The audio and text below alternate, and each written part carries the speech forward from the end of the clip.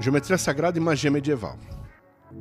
Durante a Idade Média, a geometria sagrada desempenhou um papel significativo na prática da magia e da alquimia. Aqui estão alguns pontos chaves. O quadrivium. Na filosofia medieval, o quadrivium era composto por 4 disciplinas: aritmética, geometria, música, astronomia. Vou repetir. Quadrivium. Na filosofia medieval, o quadrivium era composto por 4 disciplinas de estudo: aritmética, está relacionado a essa matemática mais profunda, geometria, música e astronomia. Essas disciplinas eram consideradas sagradas e acreditava-se que revelavam verdades divinas. A geometria, em particular, era vista como uma chave para entender a ordem do universo e, portanto, tinha também um papel de alterar a realidade no ato mágico. Quer dizer, quando você risca um círculo, que você faz a magia do círculo, que o mago está no meio, isso daí é usando geometria sagrada. Então, você cria um portal de proteção através do círculo, né? E como Eliphas Levi falava, no círculo da sua ação, todo verbo cria aquilo que afirma. Essa é uma máxima do Eliphas Levi. No círculo da sua ação, todo verbo, som, né, cria aquilo que afirma através da lei da vontade. A vontade com amor. O Aleister Crowley falava a mesma coisa também. O que é o quadrivium? O quadrivium é um conjunto de 4 disciplinas matemáticas que eram ensinadas nas universidades medievais como parte das 7 artes liberais. Quer dizer, olha o nível das faculdades na Idade Média, que a maioria dos professores eram monges, tá? É muito importante também salientar isso, eram monges. Além de serem professores, eram pessoas envolvidas com a questão do monastério. Essas disciplinas são aritmética, geometria, música e astronomia. Juntas, elas formavam a base da educação superior e eram consideradas essenciais para entender o mundo, a natureza e o divino. Olha só o que era obrigatório uma pessoa que tinha nível superior de estudo aprender na Idade Média, aqui na Europa, nesse período. Olha o nível. Imagina se em nossas faculdades atuais nós tivéssemos isso. Como seriam nossos profissionais? Que nível nós teríamos de profissionais? Se nós tivéssemos como obrigação, cara, aprender aritmética, geometria sagrada, astronomia, astrologia e música. Mas uma linkada na outra, não é separado. É vendo isso como fórmula mágica para compreender a própria existência como um todo. Isso era o quadrivium. Essa era a disciplina nos monastérios aqui, entendeu? Na Europa toda. Agora nós vamos falar de cada uma delas, tá? As 4 disciplinas do quadrivium. A aritmética. A função da aritmética. A aritmética é o estudo dos números e das operações matemáticas básicas, como adição, subtração, multiplicação e divisão. Na Idade Média, a aritmética era vista como a ciência dos números puros e era fundamental para o desenvolvimento do pensamento lógico e analítico. Importância. A aritmética permitia aos estudantes compreender as relações numéricas e desenvolver habilidades de raciocínio lógico, essenciais para todas as outras disciplinas do quadrivium. Quer dizer que essa questão de multiplicação, adição, subtração e divisão não eram só simples cálculos para calcular a quantidade de venda, de coisa, tudo. Não era só questão quantitativa que estava associada aí.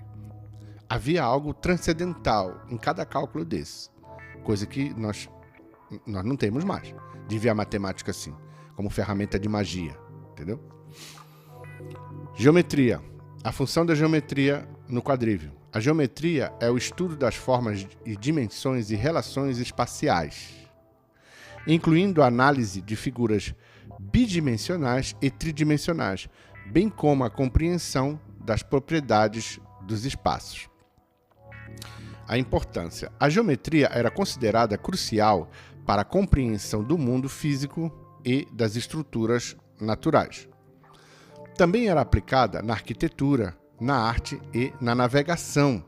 Quer dizer que o conhecimento de geometria funcionava também para a navegação, para a localização e tudo mais. Quer dizer, não só o conhecimento astronômico, mas também o conhecimento de geometria. Na música, a função na música, no contexto do quadrivium, é o estudo das proporções harmônicas e das relações entre notas e as relações matemáticas entre elas, promovendo sons múltiplos, tocados simultaneamente ou separadamente, através de acentos rítmicos ou durações de notas, incluindo volume, altura e tessitura. Isso inclui a teoria musical como um todo, mas principalmente a harmonização da própria acústica como um todo. Quer dizer que olha a visão que os caras tinham de música. Quer dizer que era uma visão totalmente transcendental e científica. Porque a gente vê só a música como dó, ré, mi, fá, sol, lá, si, né? Ou dó sustenido, ré sustenido, as 12. Mas era uma ferramenta de ação através da lei da acústica na própria existência. E isso eu estudei profundamente através da escola pitagórica da qual fiz parte aqui na Europa, com o professor Jean-Luc Vignot e com o Patrick Borran-Sternasky, que era alquimista também. Então eu tive a sorte de ter acesso a esses caras em Paris. Então eu estou aqui para compartilhar esse material com vocês através do meu método, que é um método único, chamado método Tudson, né, que eu já venho falando em outras lives, ok? Astronomia. Função. A astronomia é o estudo dos corpos celestes, incluindo os planetas, estrelas e outros fenômenos astronômicos. Quer dizer que ele já também tinha essa visão de contar e de saber que existiam outros tipos de manifestações nos céus, que não eram só necessariamente manifestações de estrelas, entre aspas, falando literalmente de manifestações de UPAs, né, ou de UFOs, ou de vimanas, seja lá como a gente for, ou de extraterrestres, enfim. Isso daí era falado abertamente na época medieval, tá, gente? Esses fenômenos.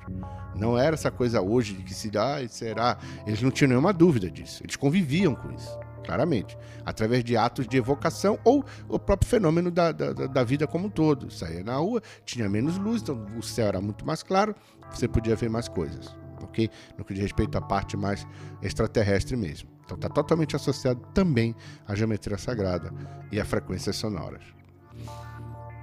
A astronomia era considerada a ciência dos movimentos celestes e era essencial para a navegação, a agricultura, compreensão do cosmos e dos fenômenos universais como um todo, incluindo o fenômeno espiritual.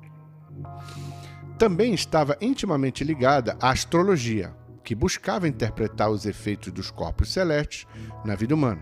Aquilo que eu falei. Então, a astrologia e a astronomia não eram separadas, gente. Era uma coisa só. Inclusive, a base da própria visão astronômica era a astrologia. Não era o contrário.